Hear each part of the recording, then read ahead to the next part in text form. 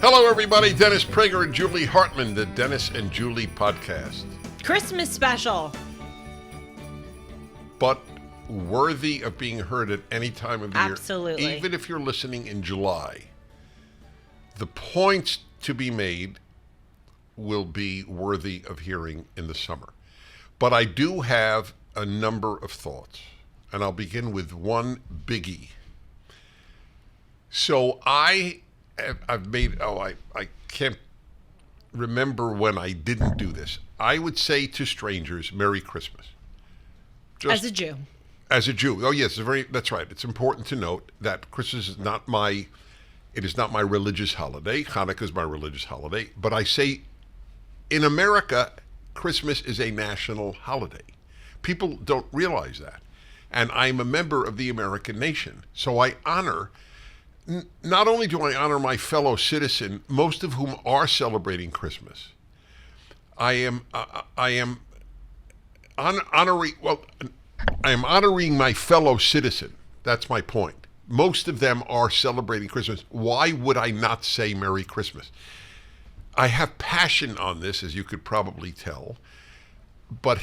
So I'm going to tell you why I have passion later. The point I want to make is a sad one. Increasingly over the years, let's say 10 years ago, if I'd say Merry Christmas, let's say to a flight attendant as I leave, because they're trained, just say Happy Holidays. But if you would have said to a flight attendant 10 years ago, Merry Christmas, as you walk off the plane, they would say Merry Christmas to you. Or to a bank teller, or to even a stranger, or to your waiter or waitress. Now, increasingly, I do not get, even as a response to Merry Christmas, Merry Christmas. Do you get you too? No. What do you get? I will get either nothing, or thank you, or happy holidays to you. I mentioned this to Sean earlier, and I think it was Sean, and it was either Sean. It's a very funny thing to say either Sean or Alan, because they don't look similar. In their dispositions are not similar. Yes, right. They're both humans. That's basically it. Fantastic humans. Yes, but right, correct. Anyway, so he was lamenting the fact. What did he say? Something to the effect: people have been paralyzed. I don't know if that's the word he used. That was the word he used. Yeah, there's a paralysis. The indoctrination is so deep that if you say Merry Christmas, you're not inclusive.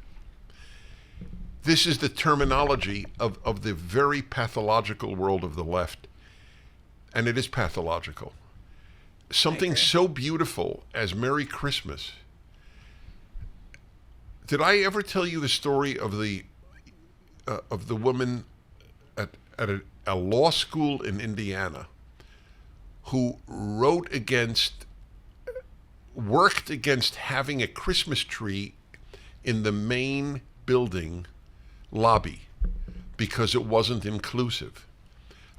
Did I tell you about this? No, but there was a incident last year, and I bet there'll be another one this year, where at a public library in Dedham, Massachusetts, the library board said not only that having a Christmas tree and Christmas decorations up is not inclusive, but it's indicative of white supremacy or God knows what, and they took the Christmas tree down at the public library. But then I think there was such a backlash that they put it back up. But still. White supremacy? Yes. I have a lot to say on that. For the record, Jesus wasn't white? Just for the record. Even if he was white. I agree. Even if he was white. 100%. The values of Christianity are not white supremacist values. Christianity is most vibrant in Africa. Also, Friedrich Nietzsche, the German 19th century philosopher who I talk a lot about on my show, including with Spencer Clavin on our Thinker of the Month series, everyone should watch it.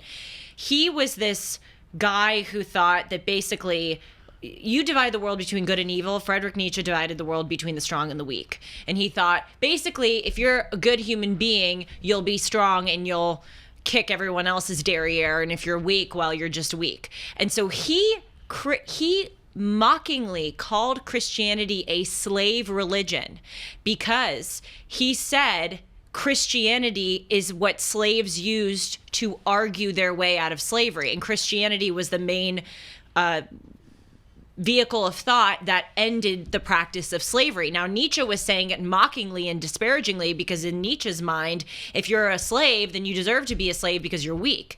And if you're a slave owner, you deserve to be a slave owner because you're strong. So he was saying it disparagingly of Christianity that it's a slave religion, but people miss the whole point that Christianity is the vehicle of thought that got rid of the horrors of slavery. Isn't that amazing for all that we obsess about it in our country, that people don't understand that fundamental part of history? Drives me insane when they call it a white supremacist religion. So I want to really concentrate on many issues. Go ahead with what you were saying. This was a digression. No, but I now need my digression because Candace Owens made a video for PragerU years ago, a short history of slavery, one of our 5-minute videos. NBC News, which is another subject we should talk about, but I don't want to get into it now. I do want to get into it, but not now. Did a 33-minute documentary on PragerU. I watched it in its entirety. Oh, you did? I did, of course. So I have now made a nearly 2-hour rebuttal with Marissa Streit, the CEO of PragerU. People will have to watch it. It will teach people how distorted mainstream news is, using this as an example. Anyway, she points out in the video, with all the anti-white talk, people don't know it's whites who ended slavery. That's just a fact. But the left doesn't ask, is it true? Because truth is not a left-wing value. It's one of the mottos of my life in understanding the world. They don't care whether it's true. They care whether it sounds good or whether it's consistent with their ideology. Their ideology is whites stink. So the fact that blacks had slavery as much as whites had slavery, the fact that Arabs had more slavery than Christians, none of this matters. And that slavery still exists today. Okay. Not yes, in the Western world. That's correct. Anyway, there are 1 million slaves, perhaps more, but at the very least, Frederick 1 million Douglass, slaves today. The great human being and great black leader who grew up as a slave. You just read his biography. Yes, his autobiography, and he in one of his speeches he says, "Look, let's just be honest." I'm paraphrasing. It was whites who abolished slavery in this world, the whites of England and then America. That's Frederick Douglass. And Christianity. Well, that's right. These were Christians. White it was Christians. A Christian movement. Well, of course, the Underground Railroad, and obviously there were a lot of black slaves and their abolitionist movements who certainly contributed and were instrumental. But without. But they did not have the power. And the ideology was supplied. You couldn't end slavery with blacks alone. It was not just you couldn't end the Holocaust with Jews alone. Right. Okay, and I'm not. And they because are they different, were the victims. but I'm just yes, exactly. So. That this NBC featured that as an example of the untruths that PragerU tells, that whites abolished slavery. To NBC News, that's a lie. Well, I watched that. By the way, there were several. Lester Holt did one on NBC, and then Meet the Press did another. And so I think they were taking similar footage, but kind of repurposing it. So the one I saw was the Meet the Press one, where they did, I actually thought it was longer than 30 minutes. They did, I thought That's because it wasn't so interesting. It seemed longer. Yes. Well, they did half the time on PragerU, going to PragerU, interviewing you, interviewing Marissa, walking around the amazing compound that is PragerU, and then they went back to their studio and they had on the superintendent of education of the Department of Education of Oklahoma on. And Ryan Walters. Yes. And then I thought she was a psychologist who was like the anti-PragerU person. Anyway, putting that aside, that's the one that I just want to make people clear that's the one that I watched. And my impression wasn't that they were saying that what was said in the video was not true. Perhaps I missed something. Maybe they were. But what I understood to be their main objection was that it doesn't tell the whole story. That Candace Owens saying white people ended slavery, the woman said something like, erases the horrors of slavery. Like, why don't you acknowledge the horrors? You're right. That was a big factor. But even when they interviewed me for NBC, they said, isn't that defensive? So I recall them saying it under the rubric of also not true. But it doesn't matter, even if they just say, it's not the whole story. Of course, it's not the whole story, but it's the whole story of the abolition of slavery. Yes, and that's the purpose of the 5-minute video. Yes. You can't capture everything. And right.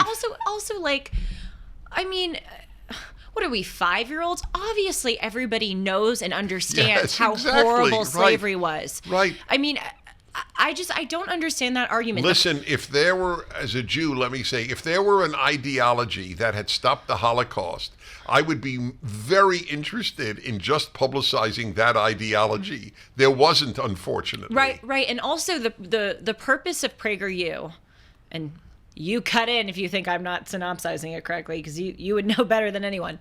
The purpose of PragerU is to supplement what you're learning in school and kind of give you the perspective that they are not teaching you. That's right. And we know in schools, as they should, they are teaching about the horrors of slavery. But the whole point is what they're not teaching in schools is the ideology, Christianity, which abolished slavery. Or put it in context. It was universal. That is very relevant. Exactly. And so what you're doing is you're telling the story that they're not telling. And that doesn't mean that you're ignoring or whitewashing or God knows what the horrors of slavery. But in your 5 minutes, you're saying this is what they're not telling you. NBC is left. And the left does not want you to think well of the West, to think well of whites, to think well of West. And by the way, I don't think well of whites. I don't think poorly of whites. I don't think well of whites. Stalin was white and Hitler was white. And the abolitionists of slavery were white. So the founders of America were white. It doesn't mean anything. White is not the issue. It's the issue to them. Right. Do you realize NBC had 33 minutes on us? Almost the whole thing was about race. 1% of PragerU is about race. Race. That's what I said to you. I called you the other day after I watched that, and I said it's absurd because they make it out to be like this is the. But to your point, it's the lens through which they view the entire world. It's all about race. Right. And I mean, I talk about this with with people all the time about PragerU. They have videos on, Robert Florzak. That's how I got introduced to Robert Florzak, who's one of my best friends. About why modern art is so bad, right. why classical art is so good. Dr. Stephen Marmer, a prominent UCLA psychologist, has a video, psychiatrist, excuse me, how to grow up or time to grow up or something. You do the President's series. We have, it's crazy. We have more on character and happiness and gratitude and forgiveness than on race. You have one recently, why you should honor your parents. Yes. It's like, right. And so they zero in on that, which I think is because they're so obsessed unfair. with it. Right. Anyway, back to Christmas. Yeah. So Merry Christmas, everybody. No. The tangent is great as long as we come back, and tangents are great because they're important, and life consists of tangents. Right. Okay. Do you know what I just heard in my earphones? Do I want to know what you just heard? No, you don't. But I will repeat it, and people will then understand the tribulations that I undergo on a daily basis at work. How about me? Tangerines are also, what did you say? Tangerines? Like tangents are great, so are tangerines. That is what Sean McConnell interrupted the show to put into my earphone. Well, he's so quick. I just got to Well, give no, him a no, shout no. out. That was not an example of quick. Yeah, it was that an was an example of absurd. pathetic. I'll tell you. But he is very quick. I'll tell you an example of when he was particularly quick. I was guest hosting for you recently, and I did this segment, which was totally in the spirit of laughing and having fun, where I went through names of the theses at Harvard University. I think that was brilliant. That Which you did get that. awarded Yes. hoops prizes, which is the highest honor you can get at Harvard for your thesis. And not only do you carry bragging rights of winning the hoops prize, you get $5,000. Okay, so this is, and they give like, I don't know, 60 a year or something. And by the way, I've had friends who've won the hoops prizes and they've written great theses. It's not that all of them are bad, but I would say about half of them seem to be totally absurd. And I read the titles. One of them was called Transgender Rome. The other one was called Shank 3 Defects in Autistic-like Cognitively Deficient Male Mice. Another one was How like... did you memorize that? I remember, well, those are not the exact words, but I don't know. It makes an impression, those theses. Another one was like, what Sumerian or Samaritan astrology tells you about Palestinian misfortune. It's like these theses are ridiculous. And I talked about at Harvard how actually one of the main reasons why I didn't write a thesis is that I went into the room, the inaugural thesis meeting of the semester for history majors, and we all just to check it out, and we all went around in a circle, and the professor said, why doesn't everyone go around and give a 1 to 2 minute synopsis of what you think you're going to write your thesis about? And people would give these answers like the titles of what I just read. They would say like, I want to study the intersection of race and gender in medieval basket weaving practices in central Guam. And it's like, what? Like, this is what you're writing your thesis on? Anyway. I got to read that. Oh, it's, yeah, well, can't believe you haven't already. But I just thought the whole thing was comical and ridiculous, so I didn't write a thesis. But anyway, to bring it to Sean, he in my ear as I'm guest hosting for you, I said, we should make this a segment. And he said, we should call it Theses or Feces. That was good. It was good. Okay, back to Christmas. So, it's a very important subject. So many issues. Number one, not in importance, but number one, just as it comes to mind, based on what I had told you, fewer and fewer people, it's already decades that people don't volunteer Merry Christmas to a stranger. Mm-hmm. That's gone, baby.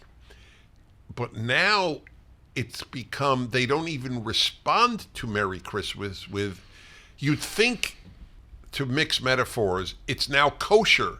Once somebody says to you, Merry Christmas, okay, I'm now free to say to that individual, Merry Christmas. Right. But the power, this is point number one that I'm making.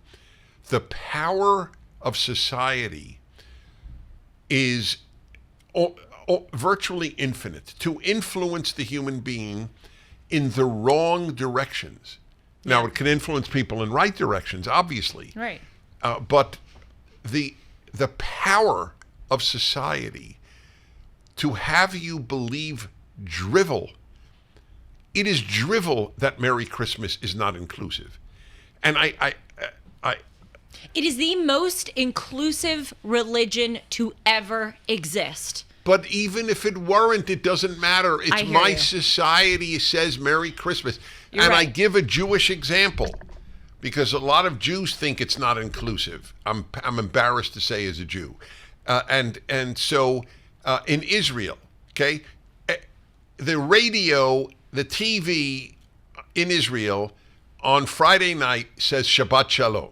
That's just what they say.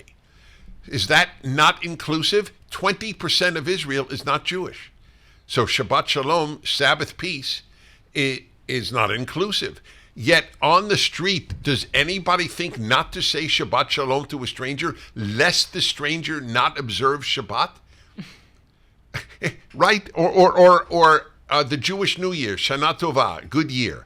So everybody says to everybody, Shana Tova, but it's not the New Year for a Muslim, it's not the New Year for a Christian, it's not the New Year for an atheist. But so only in America, Oh, great example. it's a very important example. And especially an American Jew who thinks, Merry Christmas is not inclusive. Okay, so why is Shana Tova not okay in Israel?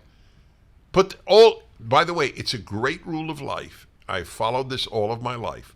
When I make an argument, I instinctively say, now put the shoe on your foot. Right.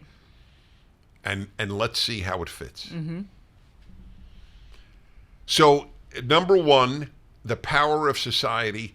The anti-Christian sentiment in the West of the highly educated.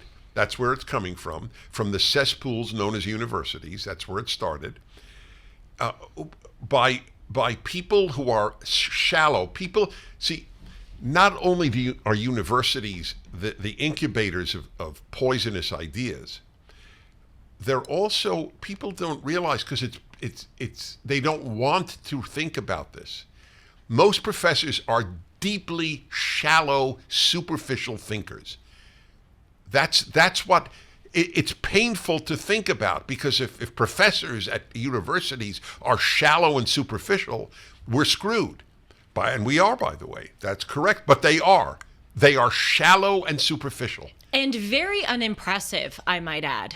And we saw that on display at the congressional hearings with the Harvard, MIT, and Penn professors. Oh, my God. Putting aside what they said. That's right. And I did a whole show on what they said. Right. How they were trying to make these First Amendment arguments to essentially say that calling for the genocide of Jews depends on the context. Now, if their university policy was, we will protect speech that the First Amendment protects and we will punish speech that the First Amendment punishes, then that actually would have been the accurate answer, that it does require context. But the question that they were being asked was, what do your university policies say about calling for the genocide of Jews? And they don't have a First Amendment policy. They have speech codes. And it's obscene that they said that it depends on the context, when at the same time, under their speech codes, they say that you are being abusive if you misgender someone. But putting that aside, I just want to make that clear that I did a whole analysis on all this on my show, which everyone should watch. But they were just like, even if you just had no idea what they were talking about, they were so unimpressive. First of all, that former Penn president, I should say, was so smug. Did you see her like smile when she was being asked? She just had this look of like, I'm so smart, and these people are so stupid. Congresswoman, it depends on the context. Like she was so smug, and they were not eloquent. They were shaky. They were mealy-mouthed. And I was just watching that, and I was going, do you look at these people and you think those are leaders? Those are really principled, intelligent, articulate, deep thinkers. Do you look at them and think that? No, you don't. There was a meme that I saw. I think I got it right. Hitler's autobiography, Mein Kampf. Yes. If I didn't know that, I think you're you right. would have grounds to fire me you wouldn't here be at Salem. here. That's true. So. And I've read it. What? Yeah, I've read it. Not many people recently, can say that. Actually, recently. All right, we'll come back to that too. Well, I just want to we can let it go. The meme I showed in the book, Mein Context. I know. You saw that? Of course, the memes have been like the only good thing, the reprieve in this whole situation. But you were just talking about how universities, you said it so well, are incubators, I think was the word you used, of bad ideas. That's one of my qualms with them. But another qualm is that they just don't teach basic things. It's not only that they put bad ideas in your head, but they're more focused on teaching you, for instance, in history classes, how many satraps, which are like communities, there were in the Achaemenid, i.e. Persian Empire 500 years ago, than like basic fundamental truths about history. Like more than 500, because... that's true. Probably about 1,000 or more. Because they became Muslim. That's right. You're right. Yeah, okay. But they teach... And it was a great empire, the Persian Empire. It was. Darius was one of the greatest moral leaders in the ancient world. and I'm not saying that learning about the Persian Empire isn't worthy of Right. learning No, about. no, Of course right. it is, but they focus. I mean, it's kind of apropos of what I was just talking about with the theses or feces segment. They focus on such minutia, and then you walk away kind of having a very disjointed.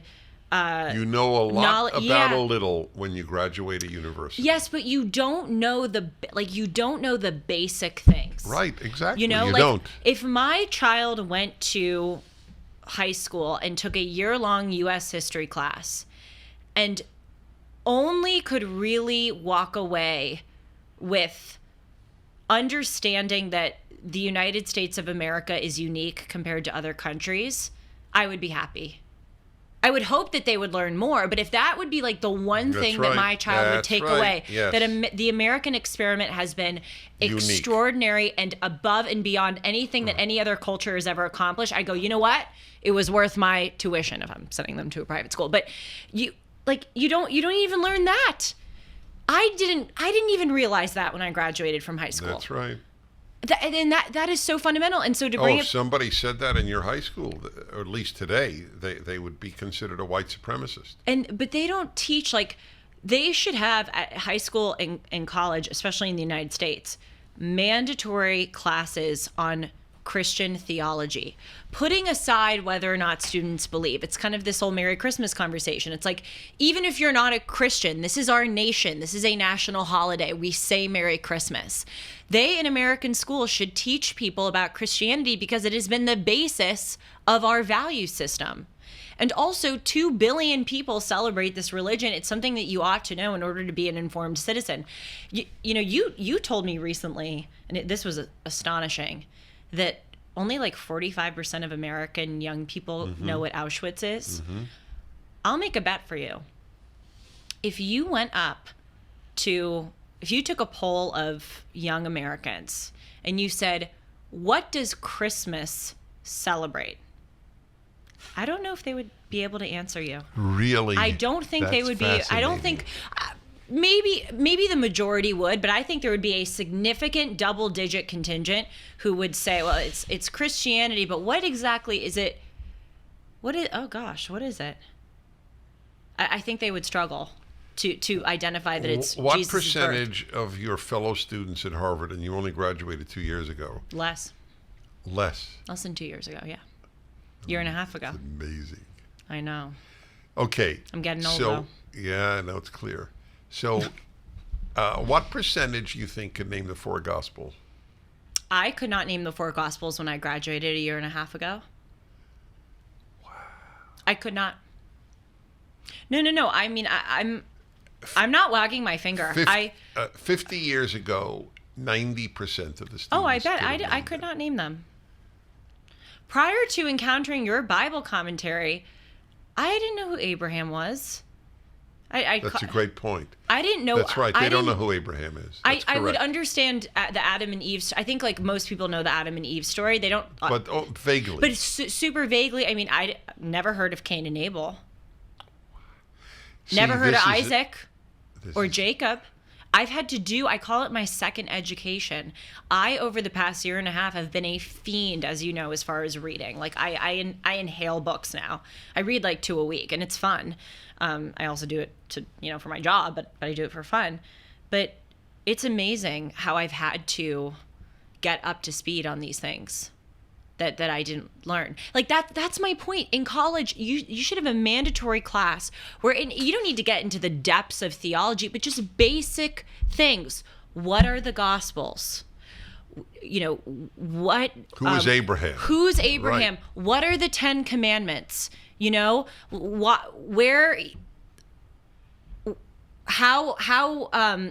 is Jesus conceived?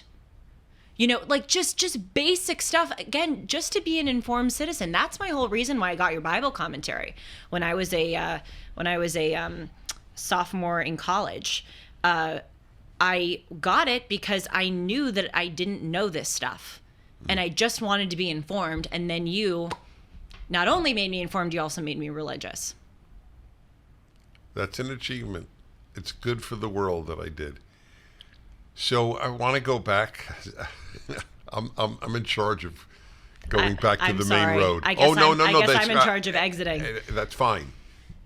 Sometimes it's the opposite. It's tangent hour. So the non-inclusive charge fascinates me. So if I say to you, Merry Christmas, and you're not a Christian, okay? Mm-hmm. Aren't I actually including you? Wait, I'm sorry. Say that one. Start from the beginning one more Isn't time. my wishing you a Merry Christmas including you under Christmas? Isn't not saying to you non-inclusive? We have accepted leftist lies as if they're truths because anything repeated enough is accepted. So I'll give you an example. So the one thing I brag about is I've been to 130 countries, which is an achievement. So I get a kick out of mentioning it. So one of the things that I have dealt with is who do I think are the friendliest groups of them? I'd be very curious to hear that. Oh, you never heard me? No. Oh, okay. So I have theories on that. One of them is Puerto Ricans. Yeah. I found Puerto Ricans extremely friendly. One of the reasons was basically anywhere you'd go on the island, if they are having a birthday party, they'd invite you. So really? Yes. I gotta go to Puerto Rico. You do, actually. There's no question they would invite you. I mean, if they invited me, they'll certainly invite you. So why? Well, they're friendly. No, but So- why did you say they'd certainly invite me? Because you're a cute young woman. Oh. The fact that you had to ask that question is I just worthy didn't of an understand entire why you- Dennis and Julie Okay. week. Anyway.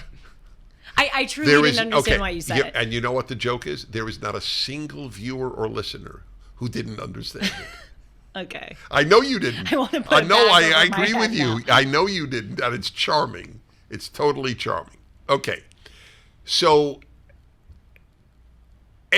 come to our birthday party is inclusive. It's not your birthday is exclusive. When I include you in my celebration, That's a really aren't good I point. being inclusive? Well, it's the same thing where we're told now that it's bigoted to ask people if they have an accent where they're from or if they look mixed right. racially. As It's not you even human not did to today ask with them someone where in this they're office. from. Yes, you like to ask them, but that's being included. I thought that we're supposed to be aware of people's If the left race. says it, it's either a lie or makes no sense. That's an example. If you're insulting somebody, if you ask where they're from, you're insulting them if you don't ask where they're from. I've been to 130 countries. I don't speak 130 languages. I speak 4. That's it. So, and yes, I've been to a lot of places where I didn't know anything about their language. Right. And so they'd say, "Where are you from?" in English. Because they knew I didn't speak their language. Or if I did speak their language, I would have some accent. And I was thrilled they asked that. That means they're interested in me. To not ask a person with an accent where they're from is an insult. Just like the inclusive, it's the opposite. It's all opposite. It is all opposite. It's all opposite. Well, that's one of the things that fascinates me, and I actually have a running list of things that are inversions, to your point, or opposites, and also just these examples of what I call doublethink. How you're supposed to be very aware of people's race and their ethnic backgrounds, but then you shouldn't ask them, which is demonstrating that you're aware. You're supposed to be inclusive of people, but then, to your point, you can't say Merry Christmas, even though that is a very inclusive thing to say. You're supposed to amplify the voices of and protect women, but there's no such thing as a woman. The U.S. is systemically racist, and it's treated minorities so horribly, but we should let everyone Have you into made our a list southern of border. this? Yes. I'm literally going through in my head a list. I will add to your list. That's a very Oh, important list. How about this? Our greatest strength is diversity, and the happiest countries are Finland and Denmark, 2 of the least diverse countries on earth. That's a good one. I'll give you another one that has to do with diversity. Of course, there's the one that's, diversity so great until it's diversity of thought. But this one always fascinated me in college, even before I was conservative. they tell you that these campuses are so diverse and you should take advantage of the diversity and meet all these different people who are different. But then they also encourage you to flock to these affinity groups. And colleges and universities, and not just higher education, but jobs. I have friends that work in investment banking, and in these corporations, they have AAPI groups, black What's groups. AAPI? Asia, oh, you don't know? No, I don't AAPI, know. Dennis Prager. I don't know. Get woke. Asian American Pacific Islander. Which, So, by the way, right. even Richard Hanania, who you had on your show, wrote this book, The Origins of Woke, and then I had him on my show. And he talks about how I don't need to give the whole history, but basically he talks about how the Civil Rights Act of 1964 impelled the government to make these categories of race. And so like AAPI, Asian American Pacific Islander, that encompasses a lot of different people. It means nothing. It means It's nothing. nothing. And he explains that so well in his book. Like these terms are actually kind of offensive because it basically Totally. it takes like a Sharpie and it draws a circle Yes. around a map and goes, all these people Right. are similar and Have they some should all affinity. And so again, I know I'm kind of going on and on here with this, but like it's so amazing. There are so many of these examples of like this doublethink. Even that is another one that like it's bigoted to think of people as all the same from the same continent, but then that's what they do. They group everyone, like even the idea of a black affinity group. There are 54 countries in Africa, and there's Haiti, and there's Jamaica. I mean, being black is not a monolith. Like it's crazy. It's crazy. Anyway, I should make a list of all of those things. The inversions, they call things racist when they often practice things that are racist. Advocate. Right, Practice makes them advocate. hypocritical. Right. Advocate Right. means that they're not telling the truth. So there are these inversions, but then there are also these doublethink examples. So back to the... I'm sorry. I No, don't I mean have to a do no this. issue. I think they're all apt. Okay, good. I'm glad. I'll ask you after. Could we give you what?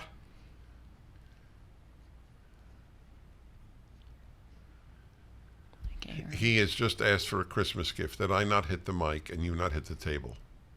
When I guest hosted for you, I hit the mic and I made a joke. I said, well, when you guest host for Dennis, you have to take on some of his mannerisms. That's well done. Thank you. I like that. Thank you. So take that, Sean. I'm not- and, do I really Merry hit the Christmas, table? Sean. See, he doesn't say Merry Christmas anymore. He's just laughing. It's so amazing we don't notice the things do I really hit the table? That's what he claims. I have no I think he's lying. awareness of it. But yes, bring us back. That inclusive thing. So I was telling you about the law school in Indiana, Oh, right? yeah. So this woman writes this article. It's not inclusive to have a Christmas tree. I mean, we're not even talking about a cross. We're not even talking about the word Christmas. Just a Christmas tree.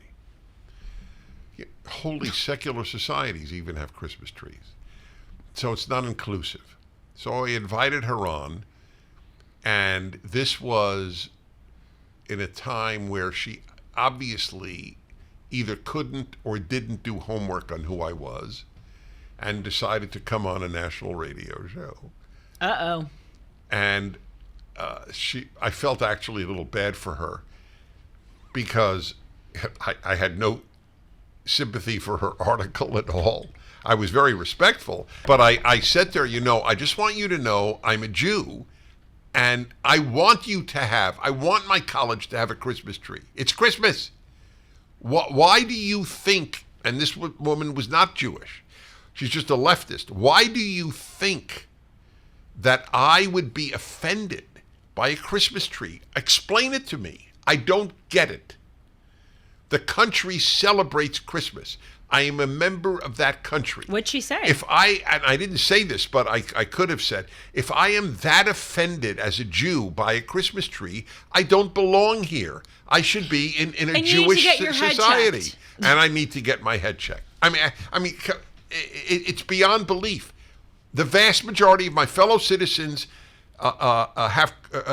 celebrate Christmas, and I am going to object to a Christmas tree. If that is not narcissism, but leftism and narcissism are twins. When a guy says I'm a girl and he competes in women's sports, that's not Evil. trans. That's narcissism. I matter. All of female sports doesn't matter. I matter. It's pure. It's narcissism is regarded generally as a psychological problem. Yep. On the left, it is an ideological conviction narcissism. I matter, you don't. My society could go to hell. If I don't like a Christmas tree, no Christmas tree. I am all that matters. That's what kids are taught, and a whole generation has been taught. And that's why people give me crickets when I say Merry Christmas. So we've come full circle to the phenomenon of people afraid to say it, even to people who say it to them. When I now say Merry Christmas, I feel like I have made some radically radically disturbing ideological commitment. That's how bad it is. MyPillow is excited to bring you their biggest bedding sale ever just in time for Christmas. Get the Giza Dream bed sheets for as low as $29.98, a set of pillowcases for only $9.98, and rejuvenate your bed with a MyPillow mattress topper for as low as $99.99. They also have blankets in a variety of sizes, colors, and styles. They even have blankets for your pets. Get duvets, quilts, down comforters, body pillows, bolster pillows, and so much more, all with the biggest discounts ever. They're also extending their money-back guarantee for Christmas until March 1st, 2024, making them great gifts for your friends, your family, and everyone you know. So go to mypillow.com and use the promo code Prager or call 1-800-761-6302, and you'll get huge discounts on all MyPillow bedding products, including the Giza Dream bed sheets for as low as $29.98, and get all your shopping done now while quantities last. Isn't it amazing? We've discussed this on this show, that there are certain things that you can say and do, and even things that you can wear, which tip off that you're conservative. And this is one of them, saying Merry Christmas. Oh, if totally. someone That's says right. Merry Christmas to me, Yes. it's like a sign. It's like, okay, you That's think like I right. do. And I'll give you another example. And one of my college peers, I was recently speaking with her, and she's liberal. And she even said this to me. She said, wearing or flying the American flag is conservative. Now it is. That is a symbol Yes. of conservatism. She Right. said that. She acknowledged it. She said that. And so that's another example. These things that used to be universal, saying Merry or flying the American flag, showing up on the 4th of July, that wasn't left or right. That was just what you did. Another example, if you say there are only two genders, there's no question you're conservative. That's right. Can we take a moment and process how absurd it is that we are at this state in this country? 15 years ago, if you said there are only two genders, it was like, okay, this person is cognitively intact. It was literally like a question No, you would ask. you would even say. Well, of course, you would go, why are you bringing this Yeah, up? But, exactly. But like, it would be like on a worksheet for a kindergartner to like test their cognitive ability. You know, like, I'll give you an example. Let's say you get a concussion. You go to the doctor and they ask you certain questions. You know, what's your name? What's your birthday? How many genders are there? Like that would be one of the cognitive right. test questions that they would Right, give you. right, and now it's right. considered a political Like how statement. many moons does the Earth have? It's insane. It's totally insane. So we, on a subsequent episode that we have already filmed of D&J, if I may say that, talked about surrogacy and how I recently interviewed someone on my show who is anti-surrogacy, and I was born of a gestational surrogate mother because my mother was unable to carry children, etc. And you know, and the audience will find out in this episode, I'll discuss it at length, that one of the main reasons why I did that episode was to show people how to have respectful disagreement on a very personal issue. We live in this world now where if you say that there are only two genders, you are accused of threatening a trans person's existence. Here, I literally have someone on the show who vehemently disapproves of the mechanism of my existence, and I don't feel threatened. And so I was sitting there, Dennis, and I was thinking about that, like, because I, like you, try to put myself in the minds of people who think very differently from me. And I was really sitting there going, how would I feel threatened right now? how is it that, like, because I believe that I've seen people saying, like, you're trans people or allies of trans people saying, like, you're threatening their existence. And I feel like they really believe it. And it's just, I realized this really is pathological. I don't give myself any credit for not thinking that this woman was threatening my existence. I guess I just give myself credit for being a mentally intact person. Like, I can't even fathom being so narcissistic and so inside of yourself to like have that thought. Of course this woman isn't threatening my existence. She disagrees with me. She raises important arguments, even if she raised horrible arguments, whatever. She putting a knife to my throat and trying to kill me? No. Well, a lot of disagreements with the left are called existential. So if you say there are only two genders, you will cause trans to commit suicide. So it's an existential threat. If you say that there is hysteria over global warming without even denying that there is global warming, that is an existential threat. The existence of humanity is at stake over everything is exaggerated, right? Exponentially. It is the world of panic. You disagree with us, it's death. That's it, and it works. That's the point. That was my point about crickets when I say Merry Christmas. It works. Let me add another thing about Christmas. And again, remember, folks, I am not only a Jew, I am a committed religious Jew. I love Christmas. I love it. It's the greatest part of the year in my country. My country is the United States of America. It is the greatest part of the year. I love the music. I love the ambience. I love the decorations. I love the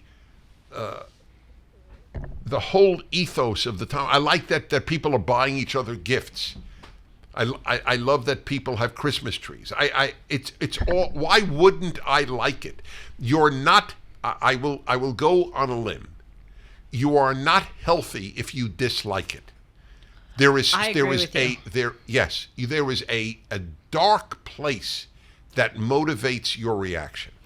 Even if it's just aesthetic for you.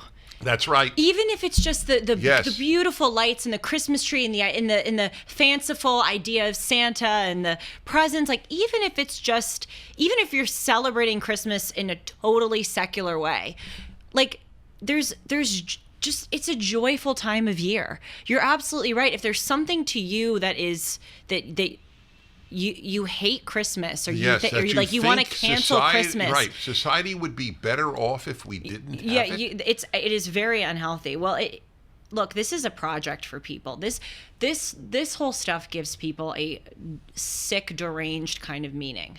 That's Let me right. take something that is so positive and inclusive and lovely and joyful for the secular and religious alike, the white and black and Hispanic and everyone, male, female. Let me take this and just ruin it. Let me just try to cancel it. It's like this weird. It's like being a prison guard, honestly.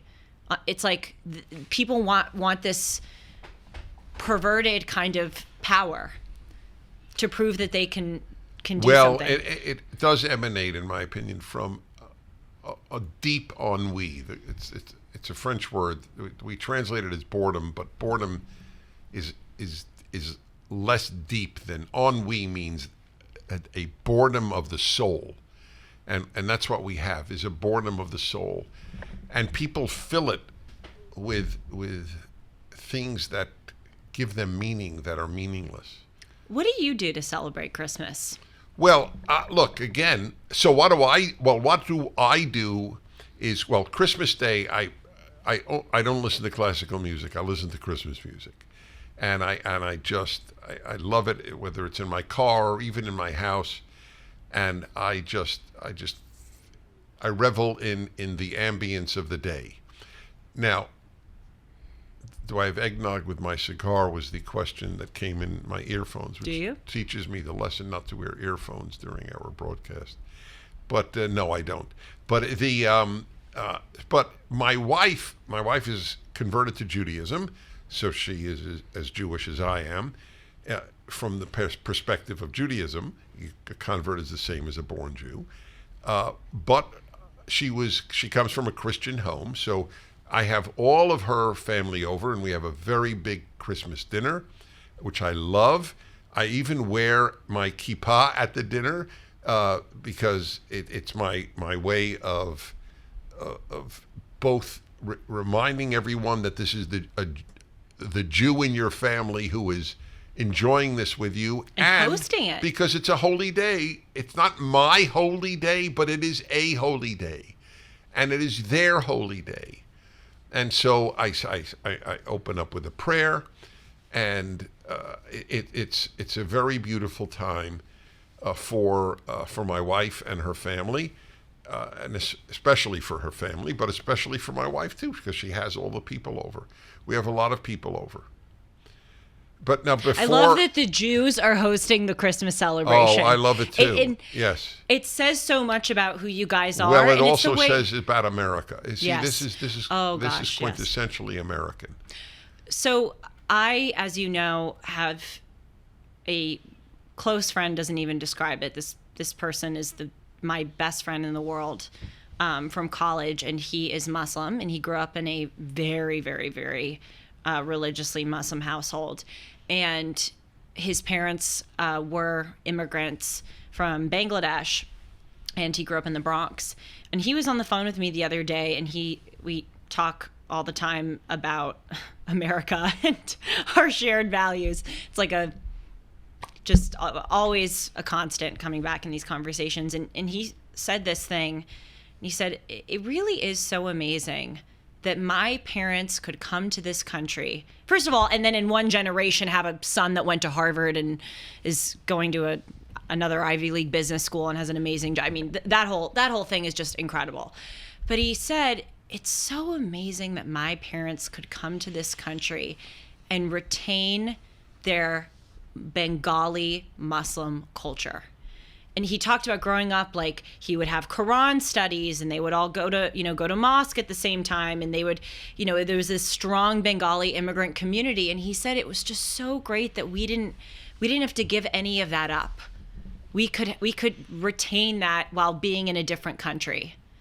I know it's a bit unrelated to your point, but you were saying that having two Jews host a Christmas celebration is quintessentially American. Having holidays, all different kinds of holidays, are quintessentially American. Like and I don't know if it's quite related, but it just reminded me of what he said, and I wanted to share it with you because it made me so proud, proud of this country. The left in America proves the power of ingratitude.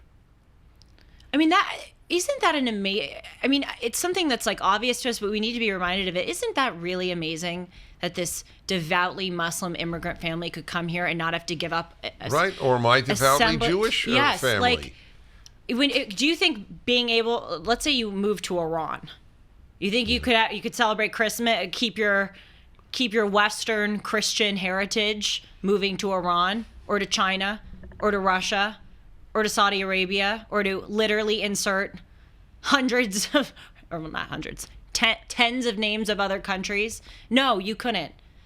But how many college students know that?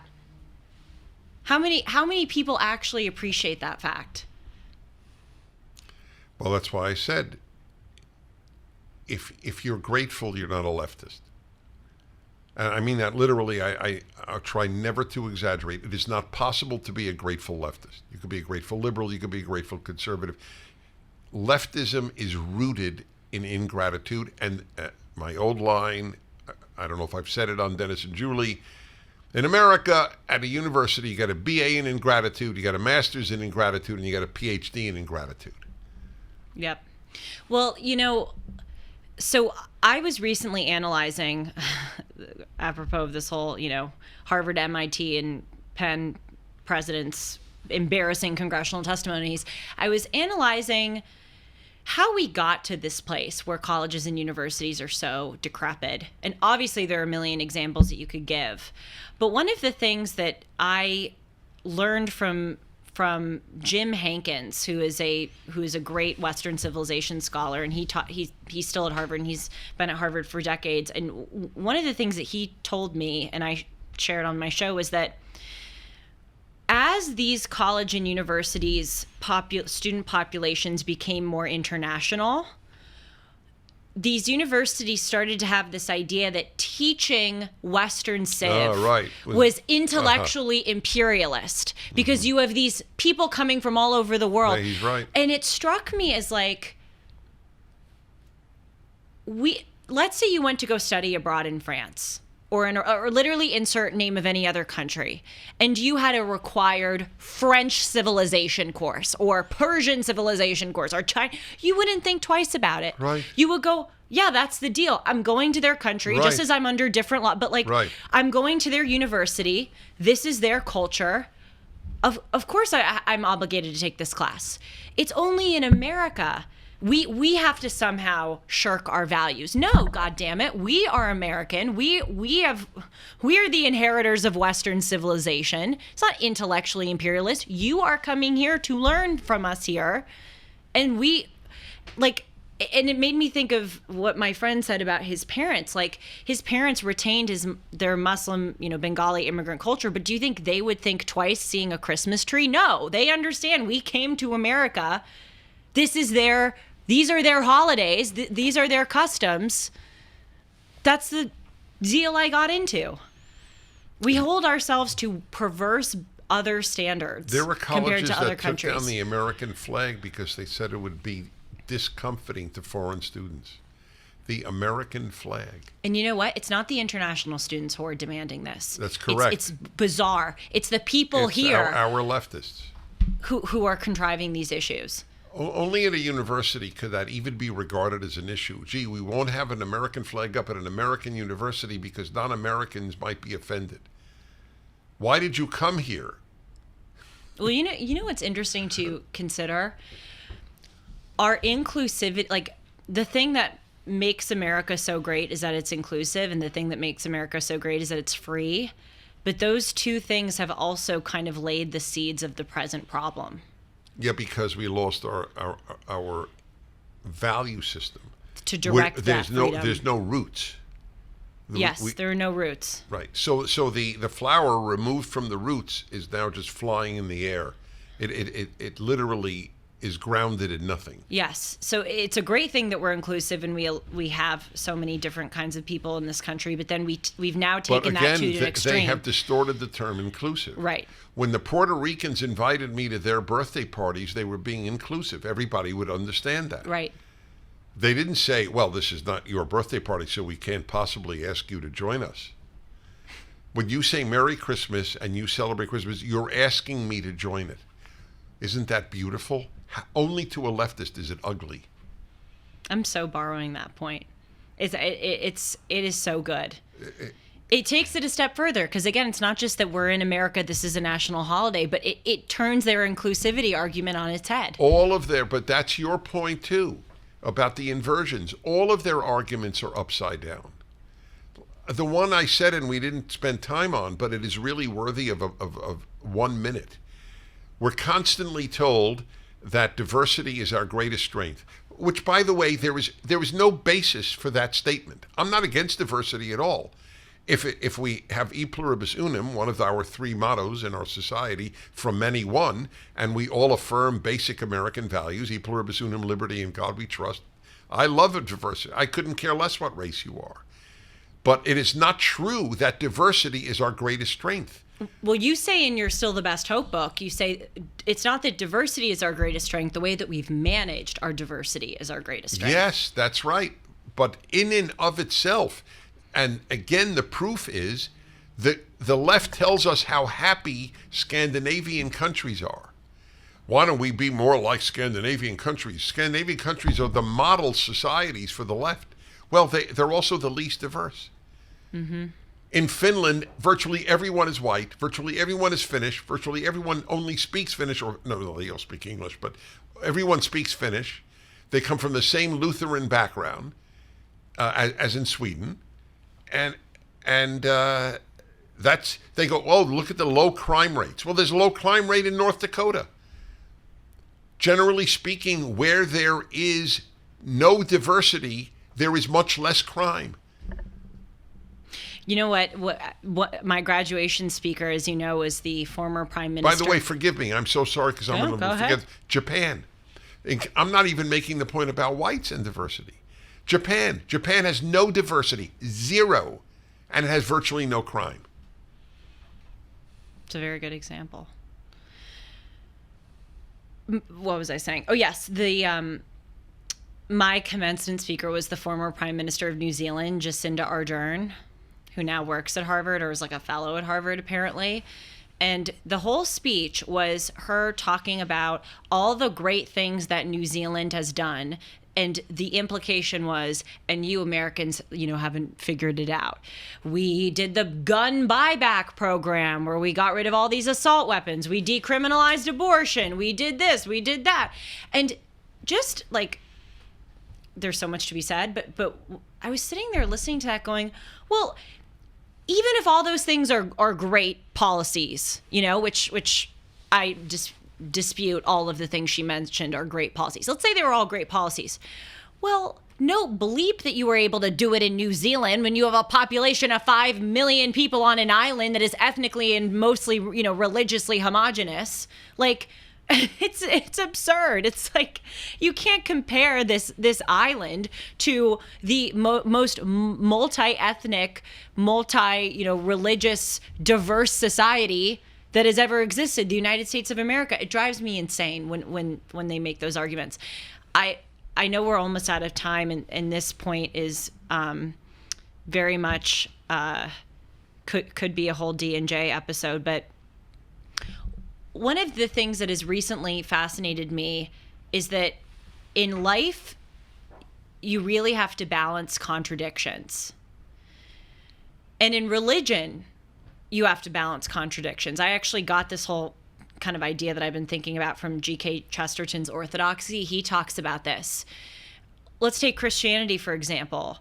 You have to be graceful to people and turn the other cheek and love your enemy, while also understanding that you are going to be punished for your sins and you may go to hell.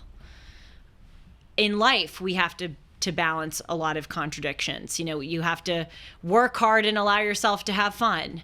You have to be content with your life enough to be happy, but discontent enough to propel yourself forward. Constantly, life is this balancing act. And so, in many ways in life, it's good to have contradictions, but leftism is contradictory, as we've been talking about. Leftism tells you support women, but there's no such thing as a woman. Support diversity, but not diversity of thought. And I just find that kind of juxtaposition to be interesting, that in leftism, it is fundamentally contradictory. But I guess what religion counsels you to do in many different ways is balance contradictions, have the right kind of middle ground between them. Well, I agree.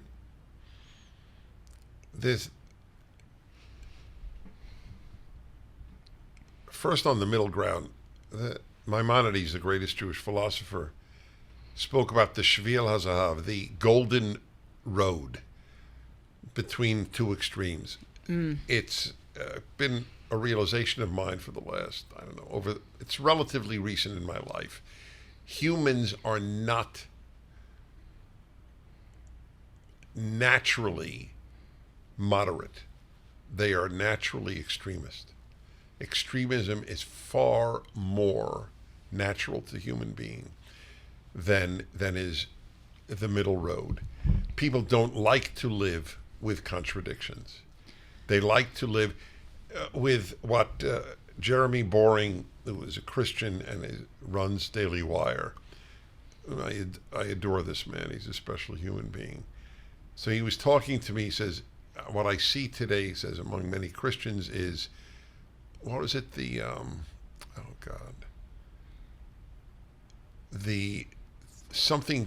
I wish I remembered. The destructive spiral of purity. And I am anti-purity. Just the word frightens me.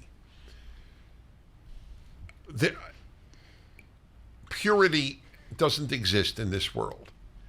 If you want to fight evil, you can't be pure. You're going to have to kill. Were we pure in World War II? Well, no. For any war, right? Anything you do that achieves good. That is why I respect people's choices totally, but I am against the monastery, because these people sought purity.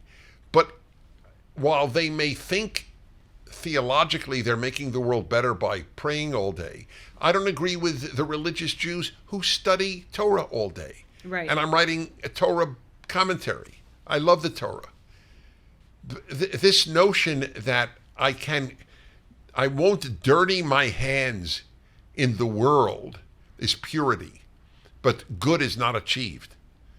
Purity is a bad aim, but people dream about it. So the extremes, they hate those on their side who will ever compromise. So if you compromise, it doesn't matter what the subject. You have the death spiral, the purity death spiral. That was his term. Oh yeah. That's it, the purity death spiral. And he says, my fellow Christians have to be aware that is a movement in that direction. You were right that people live in extremes. Yes, politically, religiously. Well, again, yes, I love that you're adding in religiously, because there are a lot of religious individuals who live in extremes. But again, one of the things I like about religion is this kind of balancing.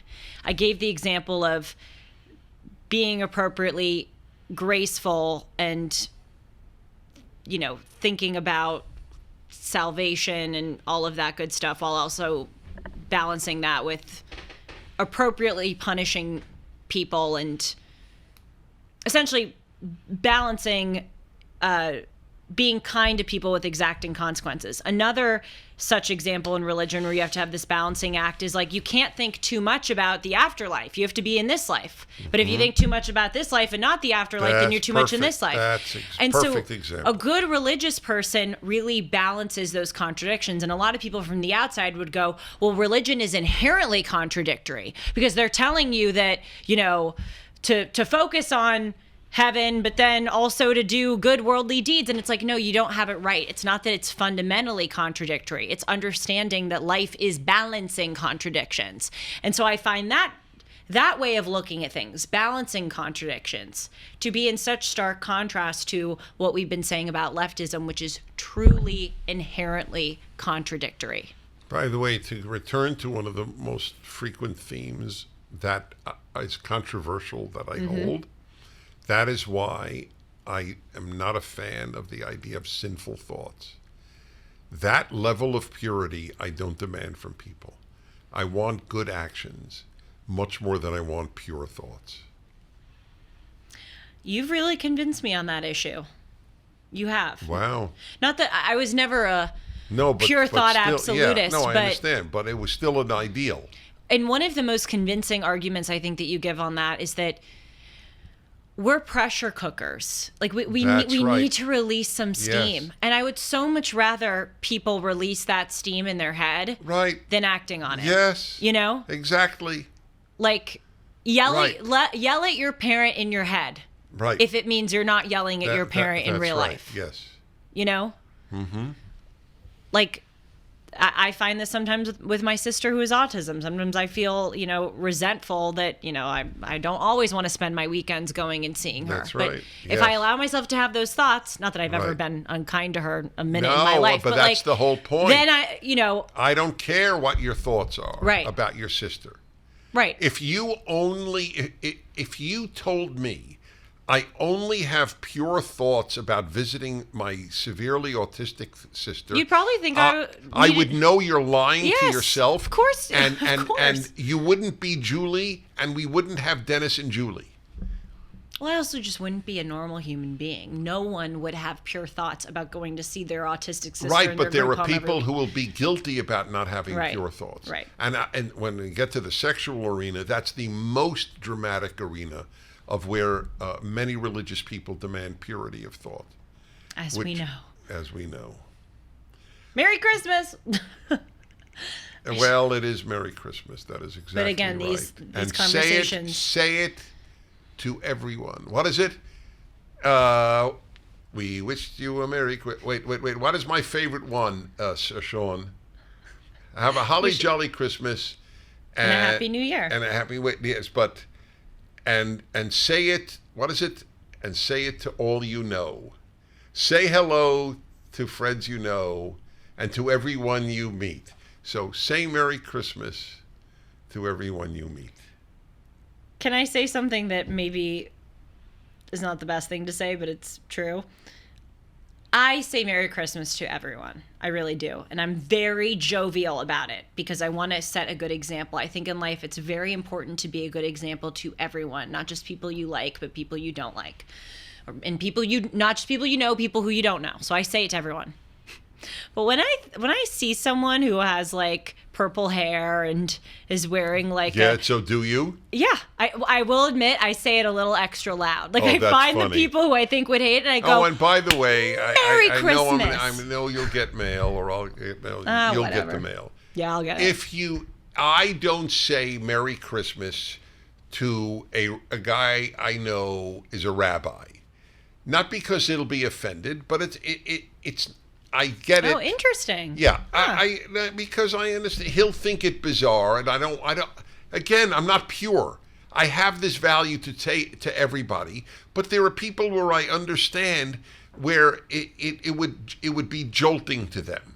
If I said it to an imam, it would be okay. Right. All right, you're right. So I'm okay, talking there are about people, but if it's a stranger, there's no question you should say it. Well, yes, there are some people in my life who I know are very lefty and maybe don't like when others say Merry Christmas, and I make sure to make a beeline to them. Oh, no, and yeah, do like that's the different. jazz hands and Yes. put on a Santa hat and really Exactly. piss them off. All right. Merry Christmas, everybody, especially the ones with purple hair. You can write into me, Julie at julie-hartman.com. Love hearing from you, and I forward them to Dennis. It really pains me that I can't respond to each and every one of you, but I do read all of your notes, and I'm very grateful for them. And you can follow me on Instagram and Twitter at Julie R. Hartman. You can follow Dennis on Twitter at Dennis Prager, and on Instagram at Follow me at DennisPrager.com. Dennis That's Prager. the best, yeah. No, but socials are good. So one word which I should add every time. Okay. I know that this podcast can really touch people's lives. Oh, yes. And you should forward this to friends and Please do. especially young people. Please do, yes. It's as interesting as it is important, if I'm allowed to say that. Thanks, everybody. Shalom. And Merry Christmas. The 50th time.